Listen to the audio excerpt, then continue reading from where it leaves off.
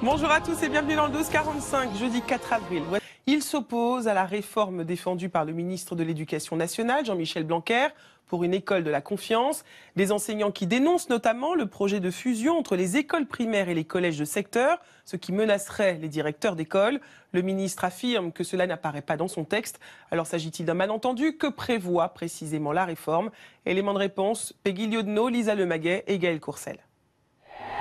Ce matin, il est en tête de cortège. Erwan est directeur d'une école de 350 élèves, une mission qu'il exerce à plein temps. Il s'oppose au projet de loi Blanquer qui, selon lui, ne répond pas aux problèmes qu'il rencontre.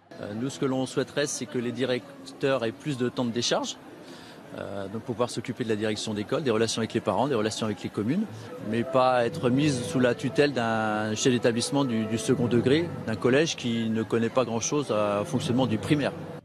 Une référence aux EPSF pour établissements publics locaux d'enseignement des savoirs fondamentaux. Une mesure basée sur le volontariat qui vise à rassembler la gestion d'un collège et de plusieurs écoles d'un même secteur. Dans cette nouvelle organisation, le proviseur devient le chef des différents établissements, accompagné d'un ou plusieurs adjoints. Les directeurs d'école craignent à terme de disparaître. Dans une lettre qu'il leur a adressée il y a 2 jours, le ministre de l'Éducation nationale a voulu rassurer. Je tiens à apporter toute garantie quant au maintien de la fonction de directeur d'école. Il n'est pas envisageable qu'une école n'ait pas un responsable local, interlocuteur naturel des parents et de la commune.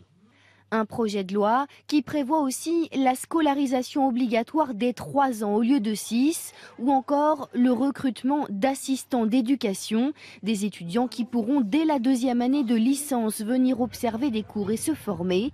Des points qui restent flous selon cet enseignant. Si on ne demande pas plus d'informations, si on ne demande pas plus de transparence, etc., dans une école, dans une loi en tout cas qu'il appelle la loi de la confiance, bon, pour l'instant on en est assez loin, quoi. Le projet de loi a été adopté en février en première lecture par l'Assemblée nationale. Il sera examiné début mai par le Sénat.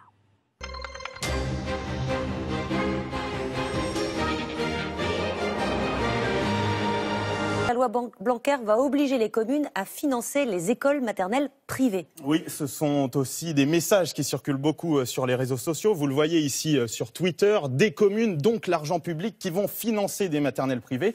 Eh bien, cette fois, c'est vrai. Parce que regardez aujourd'hui, regardez cette vidéo. Aujourd'hui, eh bien, un maire finance l'école publique et peut verser seulement, s'il le souhaite, une participation aux frais de fonctionnement des écoles maternelles privées sous contrat. Si l'école maternelle devient obligatoire, eh bien, dans ce cas, le financement du privé deviendra lui aussi obligatoire. C'est donc une charge nouvelle pour les communes que l'État promet de compenser à hauteur de 100 millions d'euros. Preuve qu'il ne faut pas crier à l'infox trop tôt. Merci beaucoup Clément.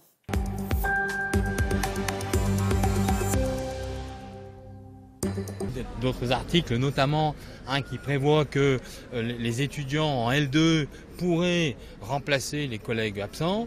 Enfin, pour nous, c'est pas acceptable, puisque enseigner est un métier qui s'apprend et on ne peut pas comme ça confier des élèves à des étudiants.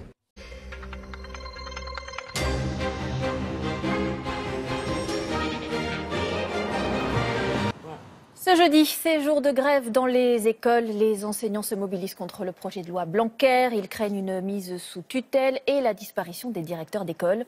Les parents que nous avons rencontrés ce matin soutiennent, eux, plutôt ce mouvement malgré la gêne occasionnée. Laetitia Legendre, Karine Lempereur et Alexis Delcourt. Les enseignants affichent leur colère sur la façade de cette école parisienne, mobilisée contre la réforme Blanquer. Ici, la grève est partiellement suivie. Au cœur des inquiétudes, la création d'établissements qui rassembleraient une ou plusieurs écoles primaires avec un collège. Un mouvement soutenu par de nombreux parents d'élèves.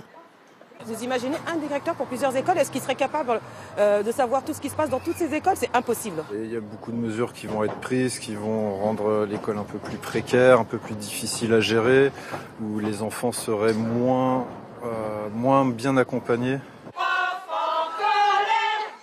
À Amiens ou dans l'Ain, parents et enseignants manifestent leur méfiance dans la bonne humeur. À Marseille, sous le soleil du Vieux-Port, des professeurs du second degré aussi se sont mobilisés, vent debout contre la réforme du lycée.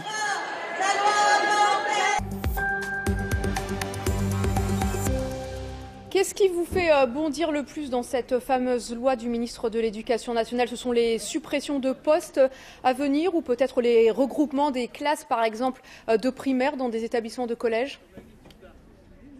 Alors, les motifs de la colère sont nombreux depuis 2 ans, mais aujourd'hui, plus particulièrement, c'est la loi dite École de la confiance que porte le ministre de l'Éducation nationale qui nous mobilise. Et en effet, il y a plusieurs articles de la loi qui nous inquiètent et surtout c'est une loi un peu fourre-tout qui ne va pas régler les problèmes de l'école, de l'éducation nationale. Je vais vous citer quelques points. Le fait de pouvoir remplacer des enseignants par des étudiants sans formation en primaire, au collège ou au lycée, et puis la création de ces écoles où on va pouvoir regrouper collège et école primaire, notamment dans les milieux ruraux ou pour l'éducation prioritaire, pour réduire les coûts tout simplement et supprimer des postes. Alors qu'à l'opposé, la loi prévoit et permettra de créer des établissements internationaux pour réserver à une poignée d'élèves pour l'élite avec des fonds et des conditions de travail idéales. Qu'est-ce que vous demandez concrètement aujourd'hui que cette loi ne passe pas ?